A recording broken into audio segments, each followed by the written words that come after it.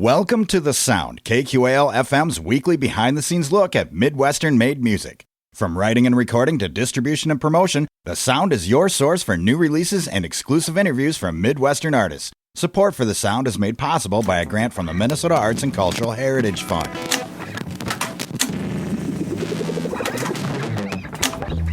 Rolling.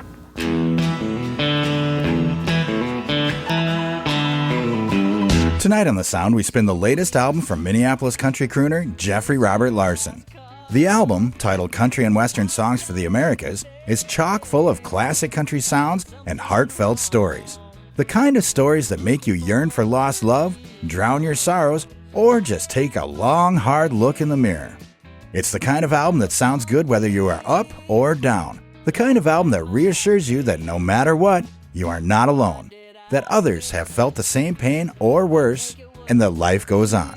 So, if you love the lonesome whine of a pedal steel, you're bound to love Jeffrey Robert Larson's latest album, Country and Western Songs for the Americas. That's tonight on The Sound. Was I just vain of the jokes on me? Laugh at my pain.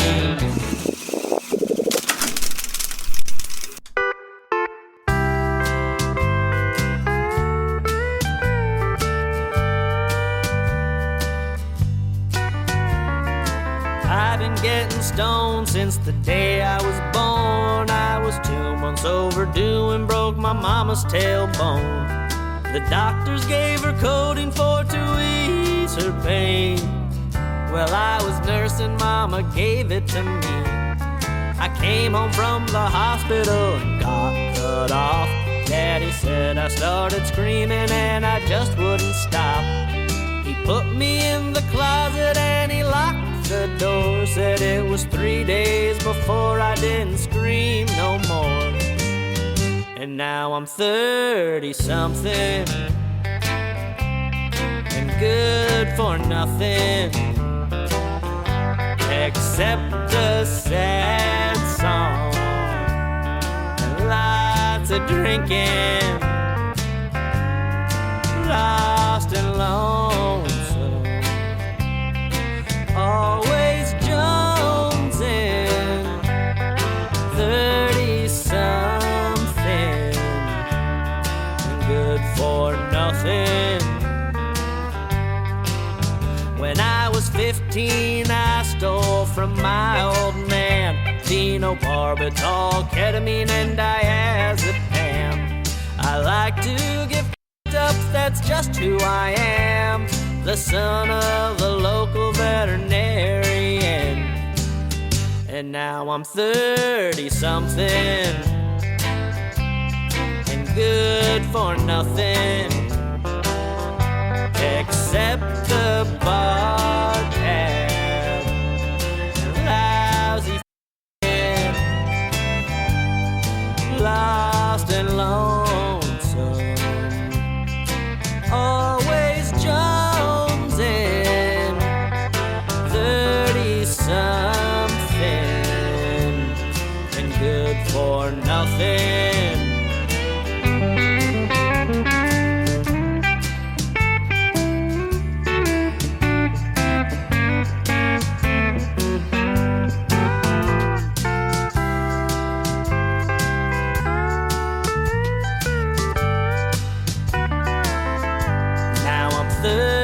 Something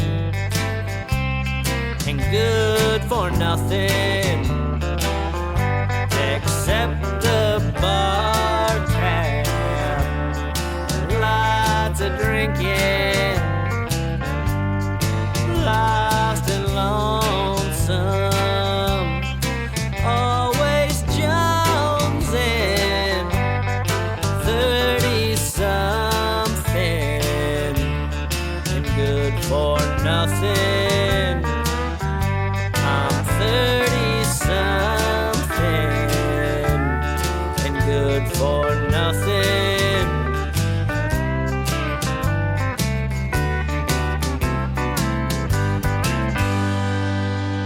That was 30 something, and that's the first track from the album Country and Western Songs for the Americas, and that's the latest album from Jeffrey Robert Larson from Minneapolis. And tonight we have Jeffrey on the phone with us. How you doing, man? Doing good. A little tired after a long day of work, but doing all right. Right, for sure. Well, I'm glad you could make time to talk to us here, because this album is great, and I think our listeners are going to love it. I actually met you down at the Raccoon Motel down in Davenport, Iowa, for a show for Summer Dean, Jeremy Pinnell, and Eric Bolander.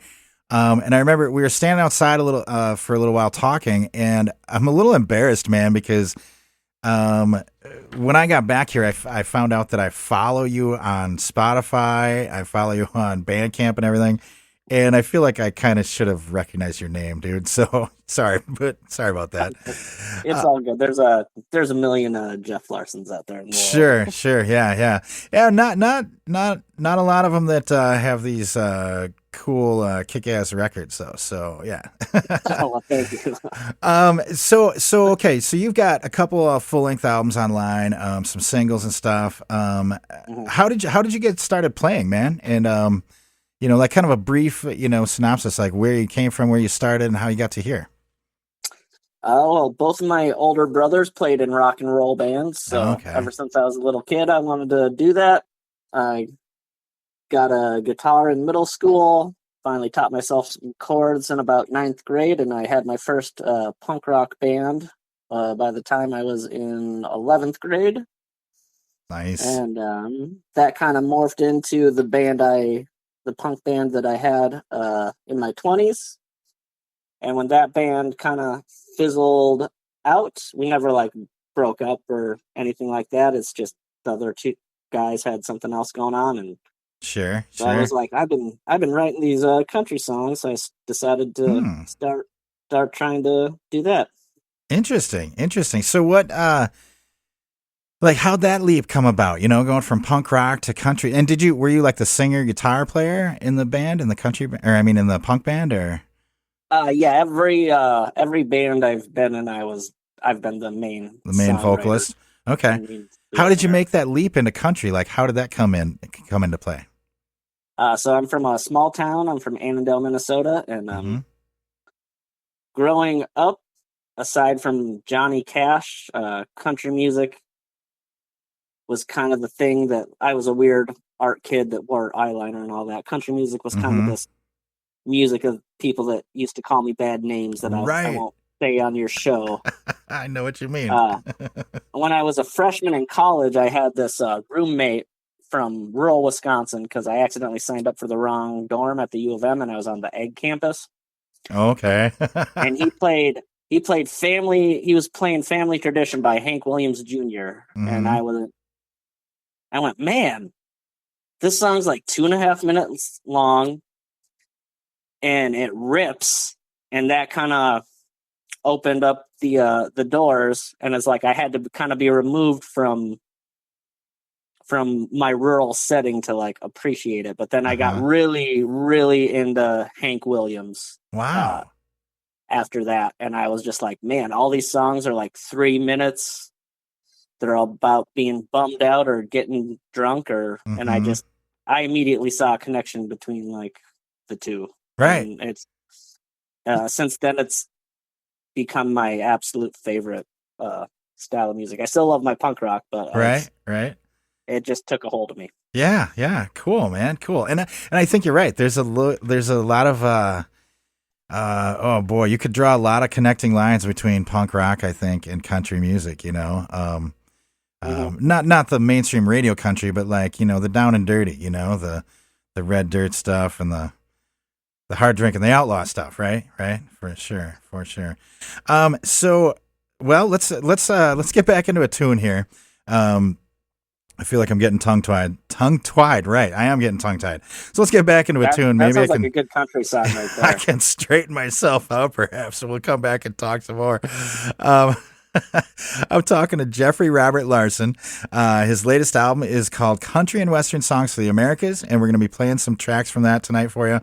This next track is called Laugh at My Pain, and you're listening to it on The Sound right here on 89.5 KQAL.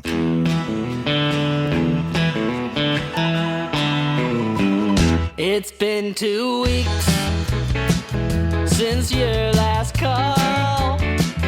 I started to think I did something wrong, looking for the reason. I racked my brain, oh, the joke's on me, laugh at my pain. Why did I think I'd make it work with you?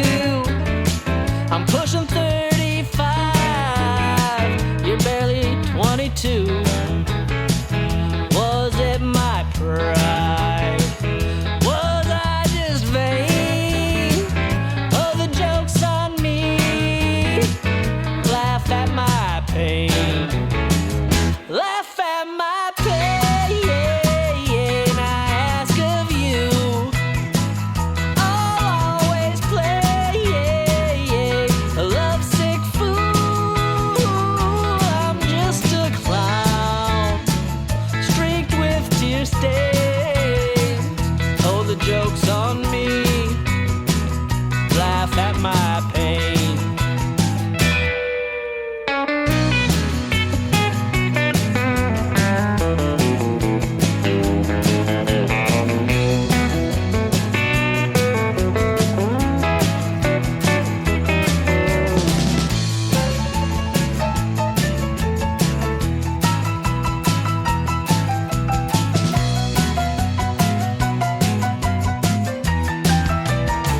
You vanish like a ghost.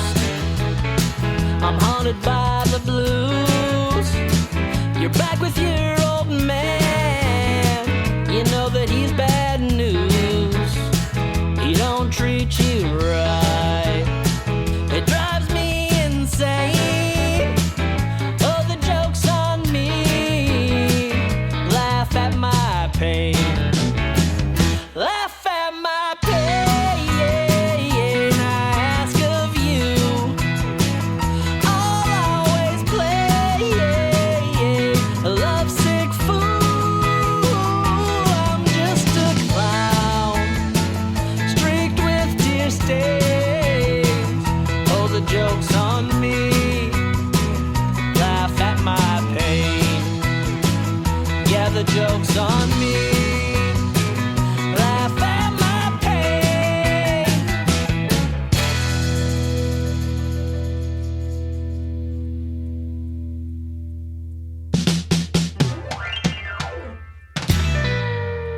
That was Laugh at My Pain, and that is a track from the album Country and Western Songs for the Americas, and that's the latest album by Jeffrey Robert Larson.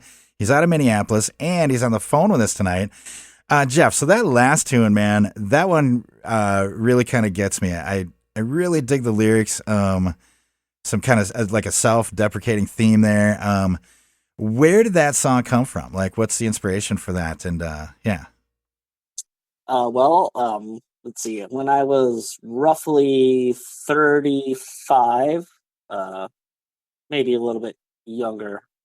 Yeah. Mm-hmm. So 34, I never officially dated this young woman, but I was hanging out with a 22-year-old, and I was like, I shouldn't be like trying to date you. That's weird. We're just like cool buddies. Right. But there was this like weird tension, and then when I was finally like, oh, maybe I'll try to date you because that seems like what you're into. Right. Then she disappeared. Oh, wow. And I was like, so I finally let my guard down and did this thing I was apprehensive about. And then you were like, sorry, I'm dating my old boyfriend again. And I was like, well, all right. Oh, wow. I'm a jackass. Damn. So does that so then writing the song, is that like catharsis kind of like to deal with the pain, or or is it just like a story to you, I mean, a lot of them are catharsis. That's like, I feel better when I write a song. Right. Like when I'm feeling down, and every once in a while I write a good song, and I'm like, oh yeah, all right.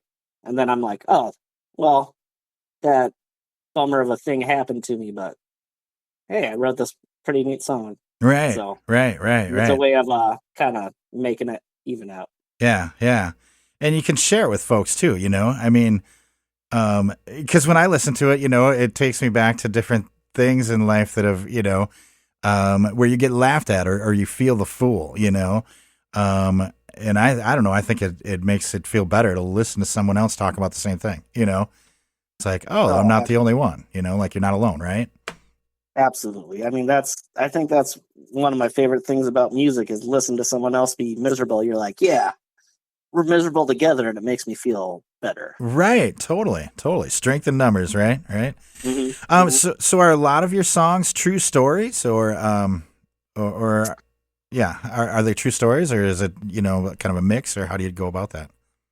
I would say they are all based in personal experience. Okay. And things that I can like draw from, but Mm-hmm. they might be made up. Like I know you said you're going to play Wright County Jail later. Right.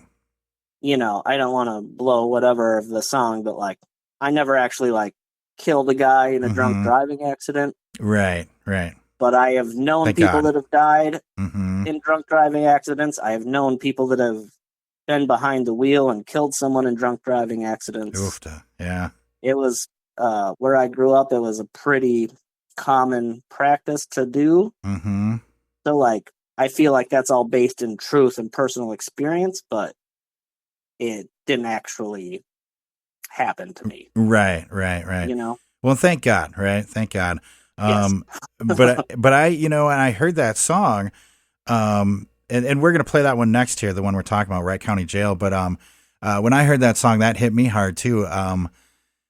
I too come from a place where in West Central Wisconsin, where driving under the influence was a very common practice when I was growing up. That would have been in the 80s when I was in high school there, just to kind of date myself there. But yeah, very common practice, and sadly, we lost quite a few students while I was in high school, just in a short 4 years, you know.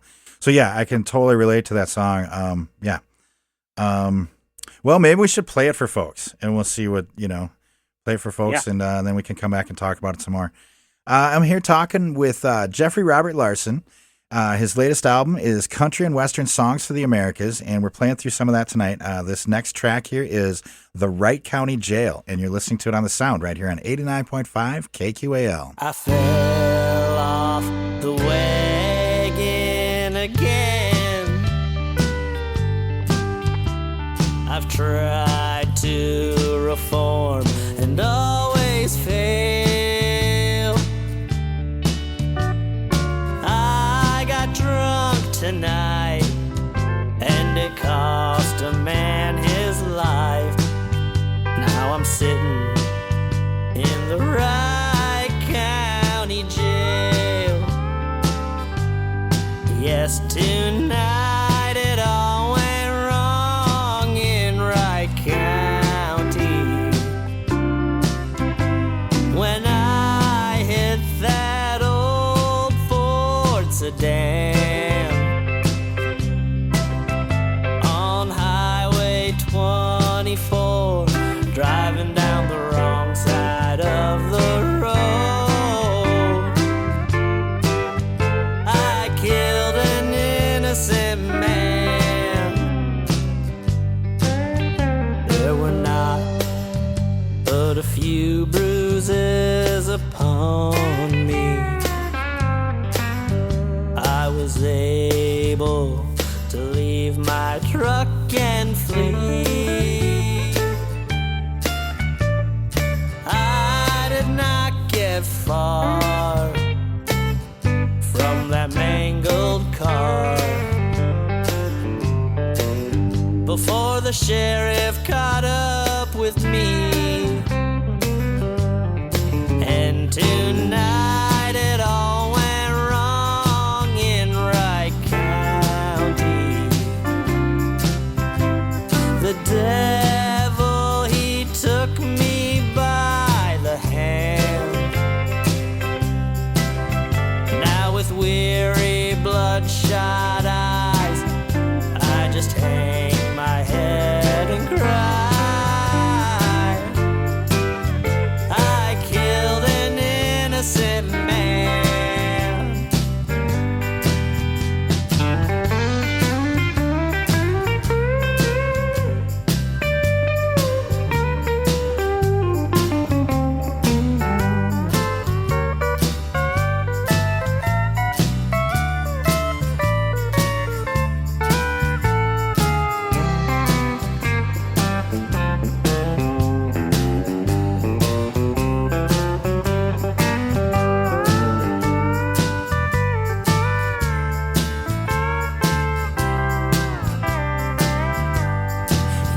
Tonight it all went wrong in Wright County.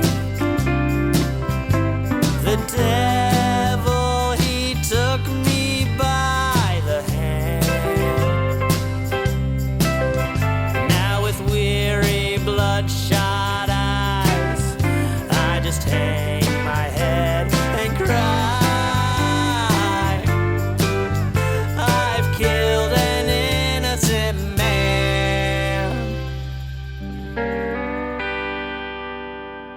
That was the Wright County Jail, and that is a track from the latest album from Jeffrey Robert Larson. The album's called Country and Western Songs for the Americas, and I have Jeffrey on the phone with us tonight. Jeffrey, so we were talking about that song before we played it there. Not a true story. You didn't actually, you weren't actually involved in anything like that. But a lot of people are. You know, there's a lot of people that happens to, on both sides. You know, either the victim or the perpetrator. So, do you think that? I mean, you know, we talked a little bit about writing songs and how that can it can help to hear people sing about, you know, sadness and things like that, and make you feel better, like you're not alone, right? And I also like this song here. I think. Do you think it would maybe help people who struggle with like alcohol abuse and things like that, and you know, maybe understand the gravity of the situation, perhaps? I mean, maybe it's not something I really thought about or intended. It's just Okay. it's a thing that it popped into my head one day, because that's how a lot of these things happen, where like I fell off the wagon again and I tried to reform and failed, because I've got my own issues with alcohol. Mm-hmm. And then it kind of weaved its own story from there about like what else could make a person feel that way. I'm not trying to be moralistic or make anybody Sure. feel one way or the other. This is just a real thing that's been a part of my life, Mm-hmm. that I know is a real part of a lot of people's lives. And I'm not trying to be moralistic about anything. It's just you do stupid shit and stupid bad things happen. And bad I things guess. can happen. Sure. Well, how about like when you're writing? Do you often like put yourself in a like in a character's shoes? Because I notice a lot of your tunes are stories, which I absolutely love. You know, so do you often like, you know, kind of just envision yourself as a character and then write a story about that, or how does the spark usually start for you when you're writing?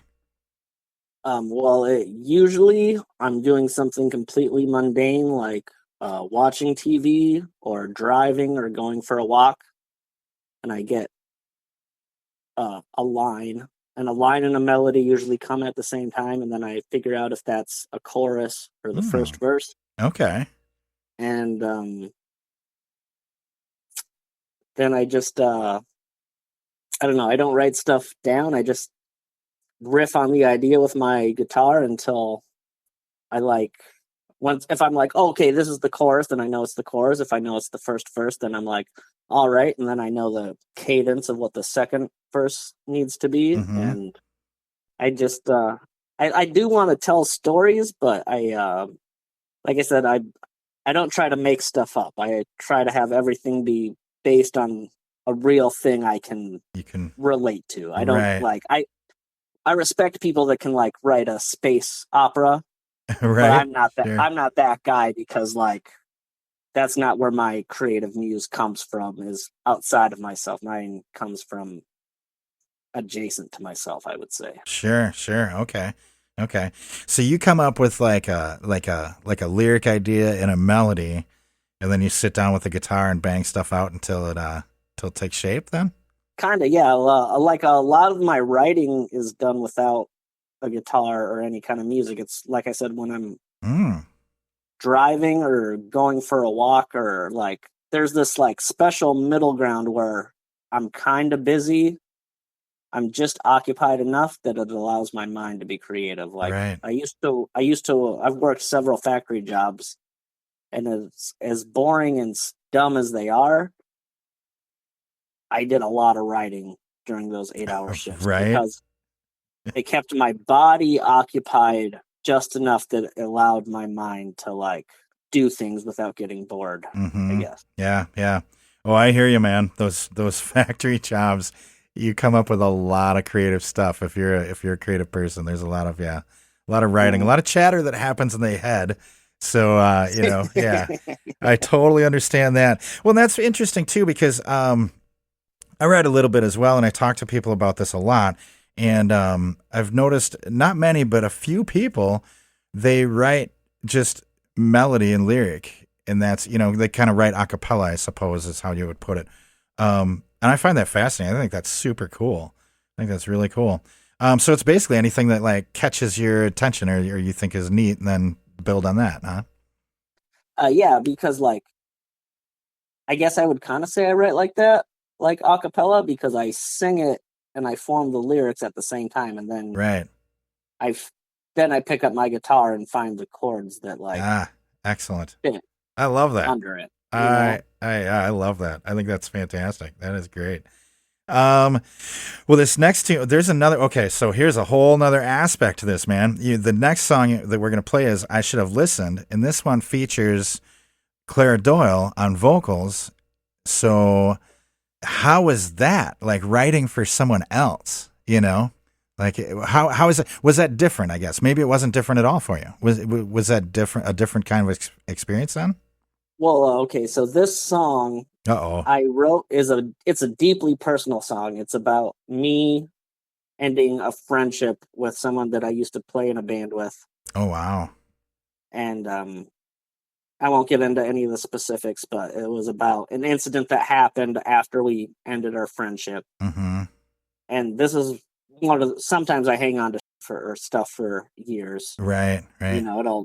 But this one, it came out, and then I wrote it, and I was like, oh man, I just heard a female voice singing it. Okay. So I didn't write it for Claire. Interesting.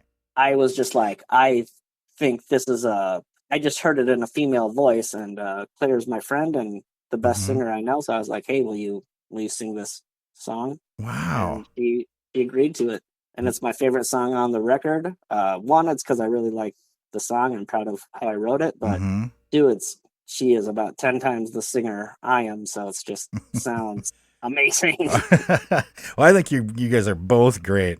So yeah, but she does it justice for sure. Man, you have a touch, dude, writing. Your writing I think is fantastic. So well, let's go ahead. We haven't played this for people. Let's go ahead and play the tune. And then we'll come back. We can talk about it some more. I'm here talking to Jeffrey Robert Larson. His latest album is called Country and Western Songs for the Americas. And this next track we're going to play is called I Should Have Listened. And this features Claire Doyle on vocals. And you're listening to it on The Sound right here on 89.5 KQAL. I should have listened when you warned me about him, but I was taken by his charms. I ignored every alarm I heard ringing. I should have listened when you warned me about him.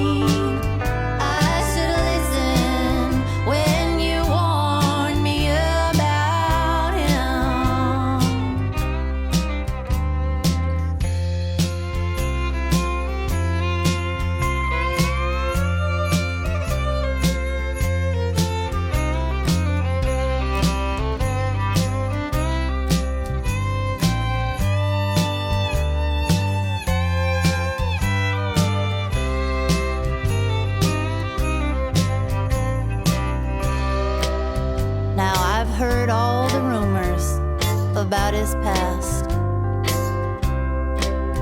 And I've borne witness to the things he has done.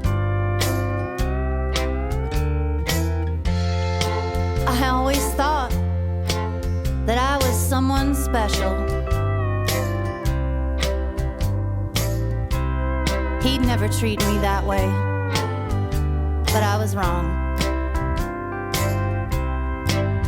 I should have listened when you warned me about him, but I was taken by his charms. I ignored every alarm that I heard ringing. I should have listened when you warned me about him. I should have listened when you warned me about him.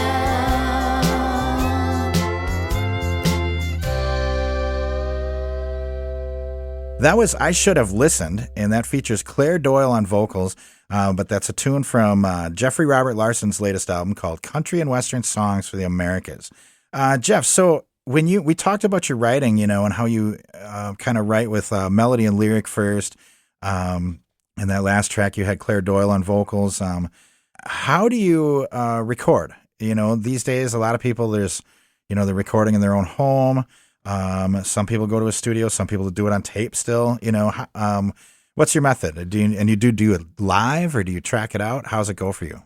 So this last recording, or the last couple of recordings I did with my buddy Sean Hoffman, who he plays bass in the Cole Diamond Band. Okay. Oh, cool. I'm talking to Cole Friday about his new album. So yeah, beautiful. Cool. Yeah. Sean and Cole Diamond, back before COVID, were both in my band when I was still Whiskey Jeff in the Beerback Band. Oh, okay. Nice.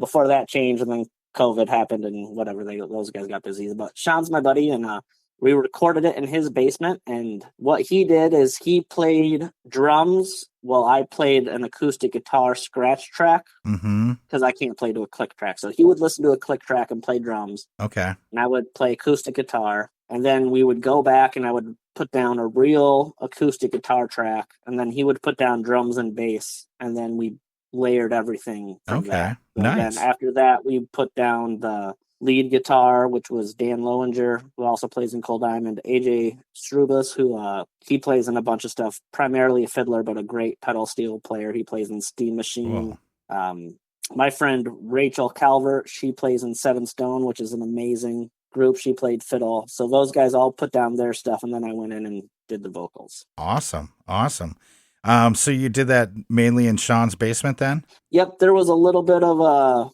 AJ likes to record in his space, Oh, okay. Sure. And there was a little bit of farming it out, but most of it was done at Flood Zone Studios, which is at Sean's house. Very cool.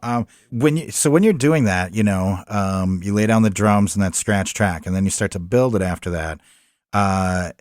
Does the song pretty much stay the same? Like the skeleton that you had, or the blueprint that you had, is that what it turns out being, or do they evolve ever? I guess is what I'm asking. Do the tunes ever change and take a different direction than in the studio? They mostly stay pretty similar. When I ask people to put down lead guitar or steel or fiddle or whatever, I don't generally have a part in mind. Once in a while, I might have an idea of a melody that I'll tell them. But for the most part, I'm like, all I hear is this instrument there, right? And I let them do their thing because I don't play those instruments. The biggest song where something changed would be I think it's the last track, Cowgirl. Okay. Where I thought that sounded like a Waylon Jennings song. It was a total ripoff of Good Hearted Woman. Oh, wow.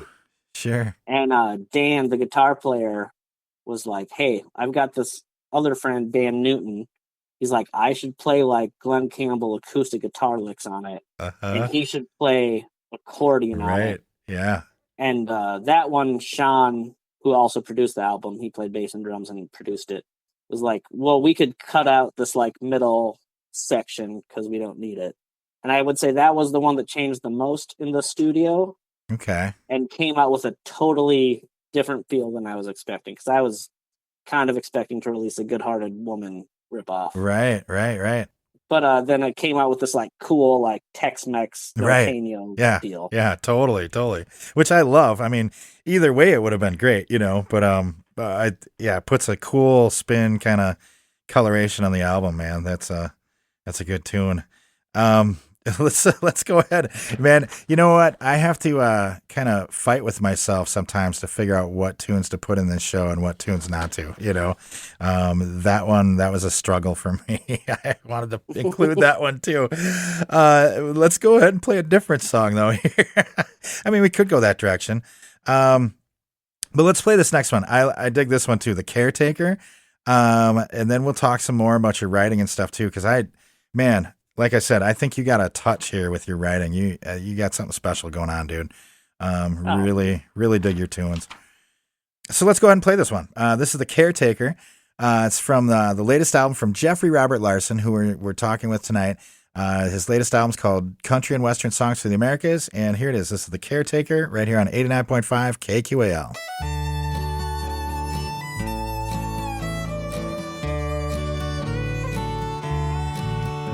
In a small apartment building nestled on the river's edge, a mother cloaked in mourning comes to clean out her son's things. He was 12 years my junior, just a boy of 24. She softly whispered thank you as I unlocked his door. He found that final peace I've often thought to seek before. Never could I judge someone that chose suffering no more. Though she was not crying, I saw the languish in her eyes. No pain greater is there than a mother's loss of child. Oh mama, I promise I won't do that to you. When I'm in the throes of madness, there's no telling what I'll do. I'd like to say that I'll never hurt you. Mama, that's a promise I can't promise is true.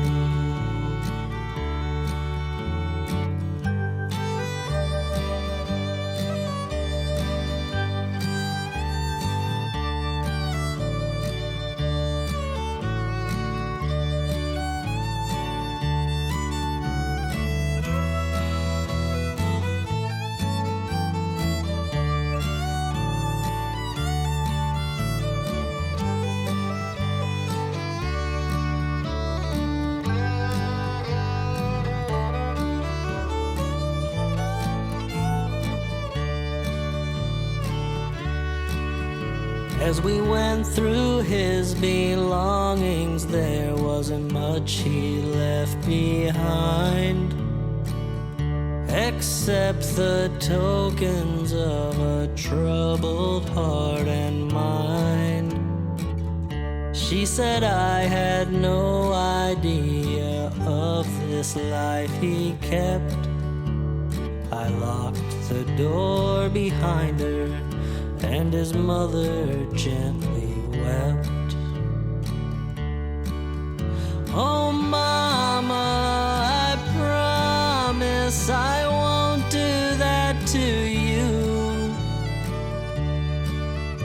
When I'm in the depths of sadness, there's no telling what I'll do. I'd like to say that I'll never hurt you. Mama, that's a promise I can't promise is true. Mama, that's a promise that I can't promise is true. And that was The Caretaker, and that is a tune from the latest album from Jeffrey Robert Larson from Minneapolis. The album's called Country and Western Songs for the Americas, and we're talking to Jeffrey tonight on the phone. Jeffrey, so, like I said, sometimes it's a struggle to figure out which tunes to include in the show and which ones not to.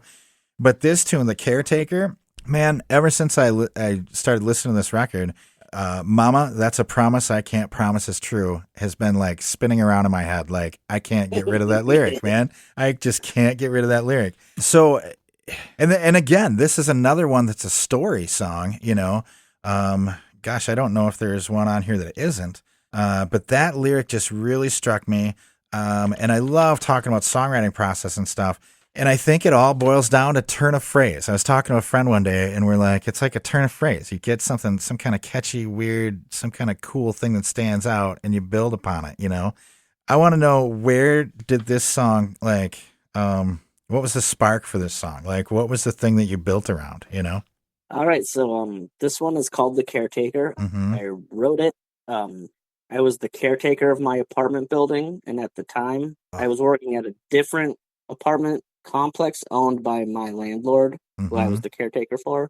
Sure. I was just doing regular apartment maintenance there. But so I was working for the same guy at two different spots. Okay, sure. And within a 3-month period, there was 2 suicides and 1 drug overdose between the 2 places that I worked/lived at. Oh, wow. That I had to be somewhat involved in, the aftermath. And as someone who has struggled with suicide thoughts and whatever, it's just kind of a mashup. It's not specific to any one of those, but it's a little bit of a mix of all 3 of those in my personal experience. Right. Where I'm like, I remember unlocking the door to a 40-year-old guy's apartment when his elderly father came to clean out his stuff after he had ended his own life. And right. it made me think about, like, oh God, what if my mom had to do that? Yeah. Yeah. And so then and then it's, like I said, I'll never do that to you. But then you get in the bad spot where you're like, yeah, well, right. Yeah. I can't promise that I won't do that. Even if I promised I wouldn't do it. Mm-hmm. Yeah. Yeah. When you're feeling, when you're in that tough spot like that, when you're feeling that low, it's, a promise from a different point of view is very different. Right. Yeah, man. That's wow. There's some heavy tunes on this record, but it's real life. There's, real life stuff. It's a tough thing, man. Very tough thing. But your writing, you describe things in a way that I think is very relatable and doesn't sound, I think you do the stories justice, really, is what it comes down to, Oh, well, thank you. I really appreciate hearing that. Yeah, no, I really do. Like I said, that line, Mama, because I want you to describe the things, but I know what that song's about. I can hear it. You can hear exactly what it is, Mama, that's a promise I can't promise is true. I mean, and I think that goes for a lot of things in life too, where you're, it's real easy to say things sometimes, but when you're in that situation, it might be different, it might be different. Totally. So 100%. Yeah, definitely. Are there, speaking of your songwriting, are there any songwriting like tips you could, throw out at us there? Anything you've realized about your own process that maybe might help budding songwriters, perhaps? Well, when I've talked to my songwriter friends about stuff, I realized my process is weird because, like I said, I don't write stuff down. I saw VH1 Behind the Music with Biggie Smalls when I was 12 years old, and he said if I can't remember it, it wasn't good, and that stuck with me. I've never completed a song where I wrote out the lyrics as I was writing it. I don't know, they just always remained unfinished. Wow. But my biggest thing is whenever I get stuck or whenever I'm feeling like something's not happening, I just pick 2 or 3 songs that I really like, and I learn how to play them. Oh, interesting. Because I don't think you can teach anyone how to write a song. I think Right. if you have the desire to write a song, you just need to do it. And I think the best way of doing it is trying to copy songs you like, because like I'm pretty sure that's how everyone does it. Is Right. You're like, oh, that's a cool thing. How do I do it? And then you learn how to do it, and you're like, okay, well, I'll do it, but I'll change this little part of it. Mm-hmm. But I would just say learn as many songs that you think are cool. If you think a song is cool, learn how to play it and then maybe you'll figure out why it's cool. Right, right. And I also noticed, like I said, you've got, this would be your second full length that you have online, and then you have a single with a couple tracks on it. What do you think about, like, in this day and age of streaming, man, there's like a lot of people who just release singles, what do you think about that? Do you think the album is dead, or do you think that the album is king, or do you think, what are your thoughts on, streaming just single after single versus releasing a whole record at once? Well, as a old grumpy man, I can't answer what is like best for an artist to do. Right. I know I like albums, so when I go in to record, I try to pick a certain number of songs, and it's either going to be like, oh, this will be like a 2-song whatever, or it's going to be a full album, because that's just what I grew up on, and I like albums, so that's kind of what I want to do. Cool. So you kind of know that when you're like even writing and putting the songs together, you know that they belong together? Yeah, I mean, I don't write that way. I don't write being like, this is all going to be an album. There'll be a point where I'm like, okay, I've got enough songs I want to record, and then I try to fit them in a way that I think makes a little bit of a story. But when I listen to music, I like putting on albums. Like, yeah, me too. I want to listen to 12 songs in a row from somebody. Right. So that's kind of what I want to put out. But I don't know if that's like the smart thing to do. Yeah, I don't know. I don't know anymore, because I see artists doing both, But then again, yeah. Who knows? Who knows what the future holds? I listened to Whiskey Wolves of the West. I don't know if you're familiar with them. Leroy Powell. They from what I've seen lately anyway, they just release singles, I guess I haven't looked at their site in a while, but so maybe they've got a record out now, a full length album, but they were doing for a long time. They're just like a single every couple of weeks, single every month or something like that. So that's why I'm always. Oh, no, go for it. I was just going to say that's like until the 60s, that's how music was released. Like, that's true. Yeah. An artist would release a single and a B-side, a single and a B-side, and a single and a B-side. And then a year later, they would put together a compilation record. Right. Like there are no Hank Williams albums. There are collections of his singles. Right. Ah, good point. But like album didn't become like a real concept until the 60s. Yeah. That's a really good point. Wow, you're the first one to point that out. I've asked this question of quite a few people, and you're the first one to point that out. That's fantastic, man. Well, it's kind of like song length, Songs got longer and longer, and now they're getting shorter again. I had a student in here who was showing me some hip-hop stuff, and all of the tunes were under a minute or under 2 minutes. Oh, wow, under a minute? Yeah, they were like... that is impressive. They were geared for TikTok, And it was just like, wow, are you kidding me? He's like, yeah, man, that's the whole song. I'm like, huh, weird, So yeah, it comes and goes, and it's always interesting to see what people's thoughts on that, Speaking of that, like what do you listen to, man? Like what's been in your player lately? I listen mostly to country music, traditional honky tonk style. That's what I like. That's my bread and butter. Nice. I like a little bit of everything.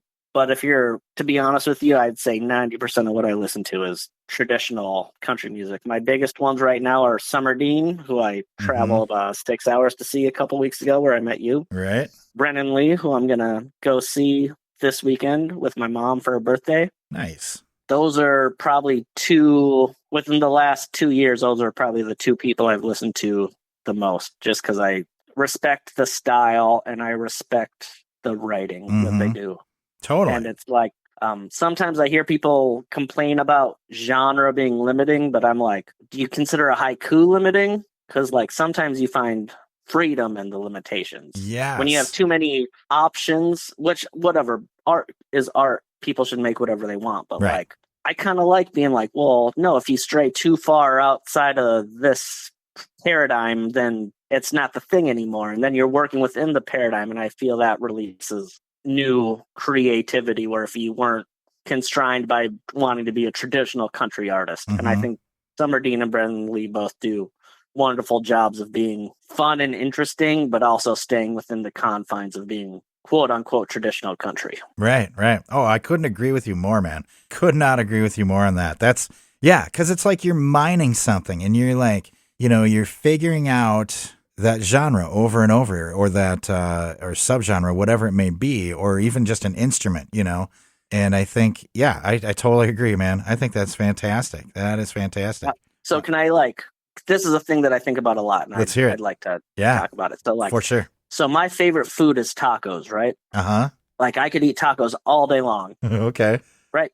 Sometimes you get a taco and it's never bad, but it's whatever, nothing to write home about. Mm-hmm. Sure. But you take the exact same couple of ingredients, a tortilla, some meat, some onion, some cilantro, a little bit of lime. Mm-hmm. And every once in a while, you get one that is spectacular, and it's the best thing you've ever had. Right. And I kind of think that's how music is. Oh, cool. You take the same thing and present it to people. And, especially if we're talking about genre, yeah, I like a country song. There's a lot of country songs that I enjoy listening to, but they don't really ring my bell. But every once in a while, one just gets me. But it's the same stuff. And what makes it so special? I don't know. It's the same ingredients. Right.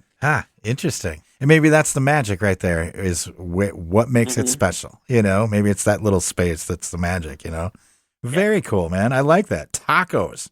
Excellent. I absolutely love that. In fact, I might go have tacos after this now. Now that you said that, that sounds great. What's next? What's on the horizon for Jeffrey Robert Larson? What, a tour, new recordings, anything like that? What's going on? Let's see. I got a show coming up on August 1st with my friend Rachel Calvert, who she plays in Set in Stone. Okay. It's just going to be a little duo show. It's for my friend John, who plays in a band Choke Cherry at the Hook and Ladder in Minneapolis. Okay. And then I will be playing a show with the Phantom Fields at the White Squirrel in St. Paul, Minnesota on August 29th. And then City Country Fest September 7th at Palmer's, which is going to have all the country Americana artists from the Twin Cities you want to see. There's going to be Claire Doyle, there's going to be Molly Brandt, there's going to be Cole Diamond, there's going to be Emmy Woods, there's going to be the Hilltop Pines. It's going to be a great, big, awesome thing. And after that, I'm going to try and record a little 4-song EP, but we just started working on that. So very cool. And then I know that your stuff's available on most streaming platforms, it looks like. Bandcamp. Will there be physical copies available, like CDs or vinyl or anything like that? I am planning to get some vinyls printed up. I still have some vinyls from the Whiskey Jeff record, Lonesome, Stoned, and Drunk. I've probably got 30 of those in my closet. Oh, sweet. So if anybody's clamoring for one of those, you can hit me up and I'll send one to you. I tell you what, man, I'll see you at that City Country Fest. If you got them there, I'll take one for you. Yeah. Oh, absolutely, buddy. For sure. Well, cool, man. Hey, where can people find stuff like that? If they want merch, T-shirts, whatever you got, where can they find you? Or even show dates, stuff like that. Where's a good place to go? The best place would be to follow me on Instagram. That's where I post about stuff. I don't really have a website. I've got the Bandcamp. You can order the record, the one record I have physical copies of there. Cool. But yeah, mostly just on Instagram. I'm not, Sure. Okay. Sounds good. Let's see. Well, we got one more tune, Jeff. And this one is Bury Me in My Boots. Now this is a cover, right? Yes, my friend Joe, he had a band called JRD and the Big Mistake, which didn't officially break up, he tells me, but I have not seen them play for a couple of years. I saw him play a solo show last summer. Okay. But I really like the song, and I said, I'm going to steal your song, and he goes, I'm going to go for it. So nice. Very nice. I love it. Well, it's a cool tune, man. And thanks so much for joining us tonight. Absolutely love the album. Let's see. Let's tell people about it. Jeffrey Robert Larson, The album's called Country and Western Songs for the Americas. It's out on all the streaming platforms, stuff like that. You can pick up some copies of Jeff's records on Bandcamp. Follow him on Instagram for more information. Jeff, thanks so much for talking with us tonight. Absolutely love it. Thank you very much for having me, man. It was a great pleasure. For sure. And I'm glad I ran into you, man. This has been fantastic. Like I said, I absolutely love the record. I'm super looking forward to City Country Fest up at Palmer's up there. So absolutely, man.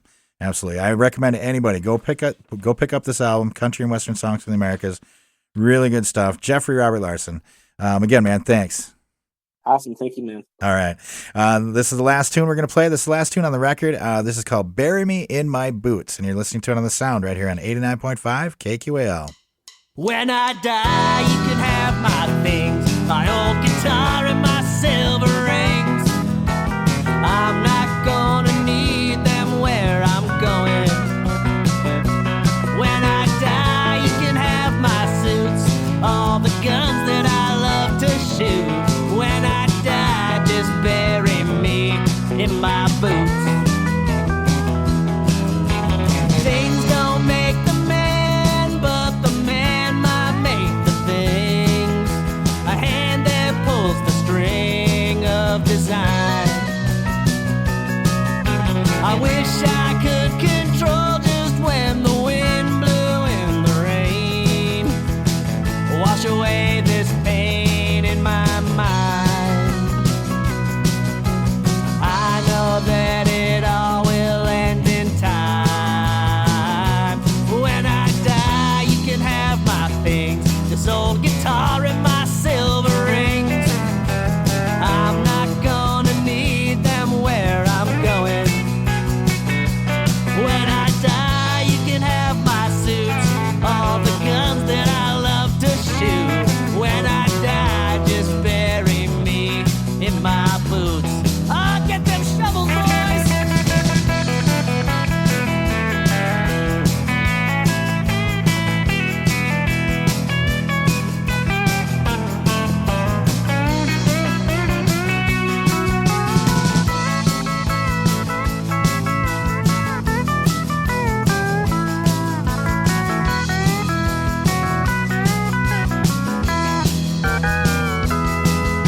I hate to leave behind all the content of my mind. No one deserves to go through that. I spent most my life making mama think that I might die, living fast and chasing neon lights, like a moth to a flame that's burning bright. When I die, you can have my things, this old guitar and my silver rings. I'm not gonna need them where I'm going. When I die, you can have my suits, all the guns that I love to shoot. When I die, just bury me in my boots. When I die, just bury me in my boots. When I die, just bury me in my boots. In my boots.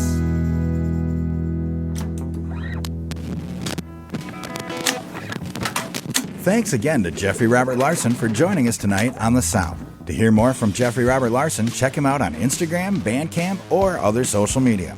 For more deep dives into local and regional albums, tune into The Sound every Wednesday night at 6, right here on 89.5 KQAL.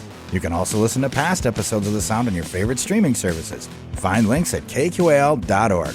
I'm Bill Stoneberg, and we've just heard from Jeffrey Robert Larson on The Sound. Thanks for listening to The Sound. The Sound is produced by KQAL-FM on the campus of Winona State University. Visit us online at kqal.org.